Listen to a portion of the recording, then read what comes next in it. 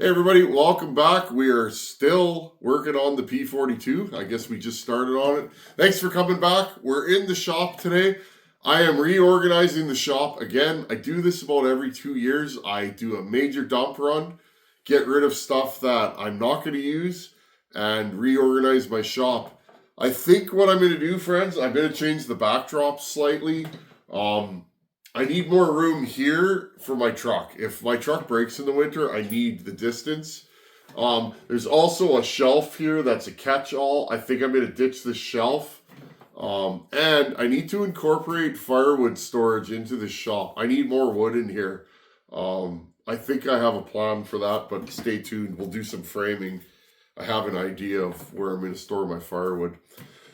Anyhow, friends, we're back in the shop. We're working on the P42. I'm glad you guys liked my Pioneer NOS parts stash. There's some solid gold in there for sure. And I think we have enough to put a couple of these together. I'd like to do this one, and I have a really, really clean P41 hanging up there with a full wrap. I think I'd like to do that one too, and do two of these things. And I have enough parts to do it, so... Anyhow, what we're doing today, I want to thank Aaron A. Lynch. He posted the crank seal numbers. Thank you, I appreciate that. SKF 5606, I think, are the numbers. Look in the comments in the last video if you're curious. I can go to a bearing house and pick those up, so I think I will just go and do that. I'll order 10 of them, and then I have extras. If I'm going to order bearings or stuff, something weird, and I think I might need more, I'll buy 10 of them and just put them into my stock, and that way I have them forever. So thank you for doing that. I appreciate it. Anyhow, friends, today's video, let's get going on this. It is 11 o'clock at night, so I'm not going to be out here super late tonight, but I've been going since 4 o'clock this morning, so the life of the Tin Man, that's how I am. Anyhow, I'm going to set you guys up on here, and let's get working on this P42. Okay, I got the P42. This is a CB model. Apparently, so it says P42 CB right here. Apparently the ones marked CB do not have boost ports. If you have one that's angry and it's not marked CB, you may have a boost port saw. A boost port, it'll have an extra port right here. Okay? So... like a 655 BP. I don't know if Buckin has one of those. It's angry. Now, what I'm doing here, I don't have a pair of pliers. I'm trying to save these clips because I'm using the Little Red Barn piston, and I don't really want to use their clips, friends. They scare me a little bit. Be careful what clips you use. I'm not saying theirs are bad, but I tend to not use clips that I've never used. And that sounds silly. Well, Tin Man, how have you used any clips then? Well, I'll use OEM clips or Meteor clips or highway clips. That's it. Okay, there it is right there. I'm saving this. Okay, I'm going to push through this side. Gently. I'm not going to scrap this piston because I could reuse this in another saw if I needed to. Ooh, that's tight. Sometimes they don't want to come out. But yeah, friends, just like you guys, a bunch of you guys messaged me and said, hey, I would do Little Red Barn piston and the stock cylinder. So that's what we're going to do in this. I don't really want to use that NOS cylinder because, well, not many of those left. I mean, if I had a saw that was like super, super clean, maybe, but there you go. I just need a bigger screwdriver. There we go. If you guys look, this thing got hot. The oils weren't what they are now back in the day, so Okay, so that's good. Wrist pin bearing. It's not discolored. We'll probably reuse that. Although I may check. Friends, I did some investigating, and this saw has the same size wrist pin as a 372. In fact, friends, if a guy was gonna get silly, just hold on here a second. If a guy was gonna get silly, here's a 372 cylinder. Okay. Now here's the funny thing, friends.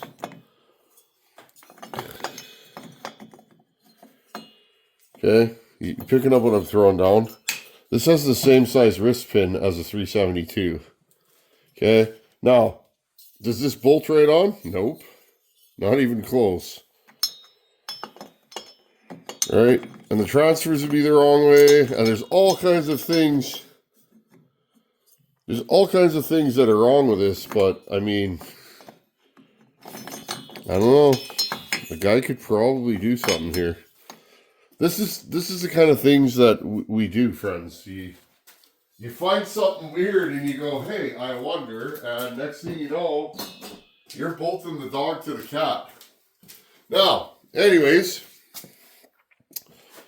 so I haven't weighed any of this stuff yet. This is just prelim, okay?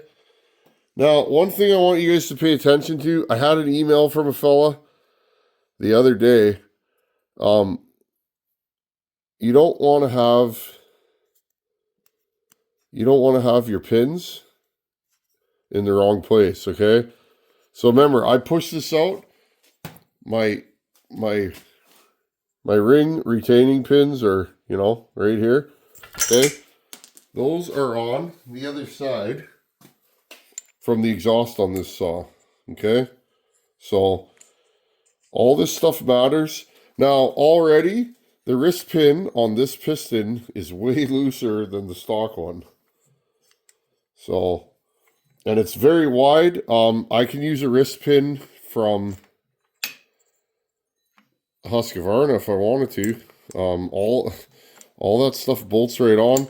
I started looking today at 48 mil pistons. I have a lot of them to see if I had to, in a pinch, or if I wanted to do something silly, I could put a 48 mil piston in my lathe, turn it down to 47.6, I think is what this one ends up being, and make a new piston. So if you were hard up, so already, friends, I don't know what's going on here, but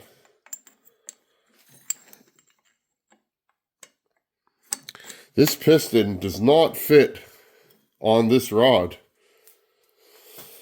So problem number one, look at the inside. This piston is not the same.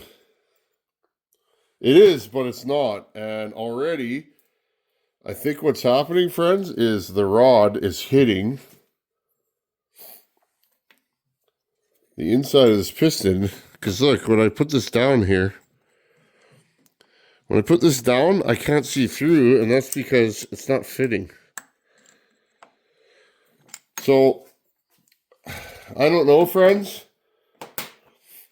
but 100%, this piston is not going to work in this saw unless I grind it. What's happening is this is hitting on the inside, okay? So, I don't know if this is supposed to be the right piston. It says P40, but it doesn't work in this saw. So, I mean, I don't know, friends. I guess we're kind of stuck here already. I didn't foresee this. But here's what we're going to do then. Just because, maybe you don't have a piston. This ring is stuck, okay? Right on the top. So the first thing I want to do is pull this ring off. Okay, I'm going to pull the bottom ring off gently. I don't want to break it. Because like I said before, look how thin these rings are. This is a go fast saw, friends. Okay. This See, what happened is the reason why this saw has no compression is the ring's stuck, okay, on this side. So now what I have to do is see, can I get this ring free without breaking it? I don't want to break the ring. Okay, and there we go. It just came out. Okay, so now we have this piston right here. What I'm going to do is, okay, I'm going to move you back a little bit so we don't get anything in here. I'm going to take this, look, I'm going to clean this piston off. See how there's all that carbon and junk on there? You don't want that. Okay, I'm just going to clean this piston off. This piston is like brand new underneath here. I'm going to show you guys this in real time. You don't, friends, you can make stuff work. Don't let anybody tell you that you need to spend a bunch of money or do this and that. Friends, I have built saws on this channel with worse pistons than this. Proof's in the pudding. What was that? That one McCall I built for bucking. It's 70 cc's. That thing, I think it was a Super Pro 70. That thing, the piston was absolutely destroyed in that. You can't get pistons for those anymore. So I took it and I did this to it and I cleaned it up and I used the original rings. And I did disgusting things to that saw. I did machine work. I dropped the cylinder. I recut the bearing pockets. That's why that saw was so fast. I completely changed what that saw was about because I altered it in such a way. Okay, friends. I'm going to do it off camera. I need to get rid of this stuff. Hold on. I'll do it on camera. Just let me get the right supplies. Now, I could put this in my lathe and spin it, but I don't want to take too much material off. Also, you guys don't have lathes. How many of you guys have lathes out there? Because that's the thing. When you have a lathe, you use it, right? Well, I just have a lathe. I'll just put it in my lathe. But let's be honest. How many people have a lathe? I mean, I have one. I've had one for... That one's been in here for 10 or 11 years, I guess. I bought that off my buddy Chopper Dave. Well, that's what we used to call him, but my buddy Dave. And I had to have it. I just thought it was the coolest thing ever, and I've had it ever since. But I can't assume that you guys have lathes. Okay, there we go. It's cleaned up enough. Now, I'm going to wash it off with some brake clean. Okay, I've just wiped it off. It is scored, but remember, that's just going to hold oil. And again, friends, if you think you got a hot spot on your piston, drill holes in it. I'll show you guys that sometimes. You ever wonder how you can keep a super crazy home light from blowing up? Drill holes in the piston. Okay, now look, smooth, right? Okay, so that's good. Now, these rings are not horrible. They don't look overly scored. Let's try and put the rings back in. Now, this could be two scenarios, friends. Scenario one is the ring got stuck. Okay? And that's why this saw lost compression. These are low tension, super thin rings. Pretty much like the ones we make for saws. I've done many a low tension ring. Not my idea. I got that from Harvey. Harvey gets my brain going. He doesn't tell me what to do. He just says, well, you have this problem. Think about it. Or what about if you tried this? He doesn't tell me what it's going to do. He kind of gets my brain going. And so anyways, I've done some low tension rings. That's what these are though, from the factory. Now, here's the thing, friends. The problem is with these kind of rings, they wear out quickly. And I think my problem is if you guys look, this ring here does not stick out. Okay. So the biggest issue with these, I can't reuse this piston. Look. These rings are completely worn out. Okay, so I'm not going to make any compression. Now, there's a couple other things we could do. I'm not saying I'm going to, but I could try and remove the pin, okay? I could heat it up and try and pull that pin out. Maybe it would work, maybe it won't. Okay, and then I could chuck this in my lathe and I could cut these ring lands wider and fit a modern ring in there. That's doable. Okay, if you could get the pin out. But as of right now, friends, this piston is no bueno. I think that means no good. I don't know. I do not speak Spanish. But these rings are no good. They're worn out. And this piston will not fit on this cylinder. So, or on this rod.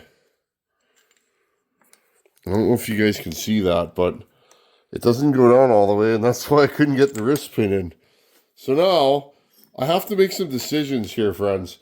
The reason why this doesn't fit is it's slightly tapered. So, that's probably... I have to decide. And friends, looking at these two pistons, this one's way wider. It's heavier. I mean, I guess I could weigh them. So I'm not super impressed with this piston at this point. But it doesn't fit. So I hope I just saved a bunch of you guys money if, you know, if you ordered this piston to rebuild your P-Series saw, you probably wouldn't be very happy. Friends, give me 1 second here. I'm going to grab a P41 carcass and have a look at it. Okay, so I might be wrong, but this is a P41. Notice the rod is different. But yet it doesn't look... Hold on here, friend. I'm going to move you guys so you can see this. Let's learn through my experience. Does this fit on this rod? Kinda, but it's crunchy. So... where's my micrometer? I have a feeling. Let's see. So this one is 705 thousandths. Okay.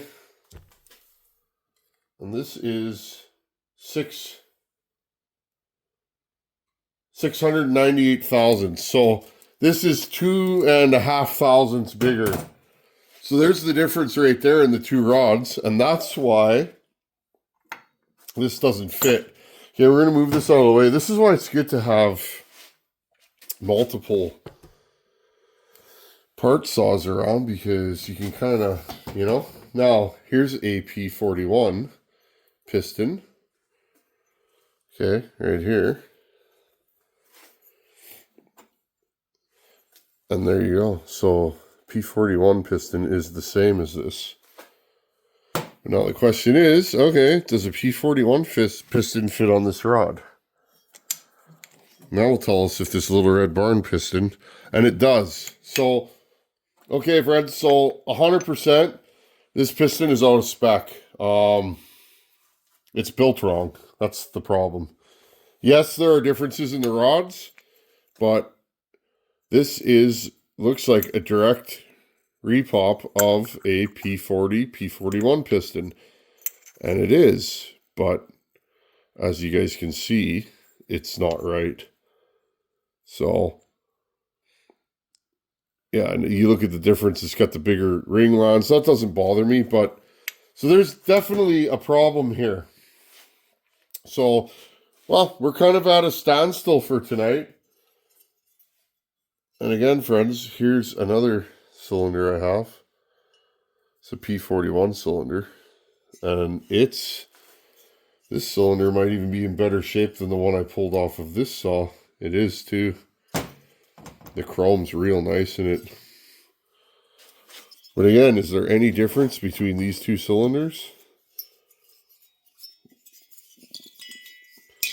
And there it is again. So there's the bridge and no bridge. If I was going to port this, I would probably just cut the bridge out of it. You can do that. I've done that unsuccessfully in a home light. Those of you guys that have been around know Back in the day, I took a lot of flack. I cut the bridge out of a home light and blew it up. And I was pretty sure it was going to blow up. But the only way to know if it was going to blow up was to blow it up, friends. And some people were like, why would you do that? Well, now I know. You can't cut the bridge out. Okay, friends, so we're going to have to leave this at that. If you're going to buy one of these, well, if you're going to buy one of these for a partner, it doesn't fit. Not yet, anyways. But this fits, and so does this. That's the piston out of it. There's definitely, this piston is lighter than the P41, okay? P41, P42. See the difference? This one's lighter. This is the P42 and this is the P41. So 100%. And again, same problem. The P41, that carcass, the rings were worn out, had no compression. And you guys can see, you guys just saw the cylinder that came off of it. It's minty. No scoring, it ran out of compression. That's a problem with these, so be aware. These also don't have a decomp in them. So, anyhow, friends, I guess that's where we're at for tonight. Well, we'll stop right there for tonight. So, well, friends, kind of,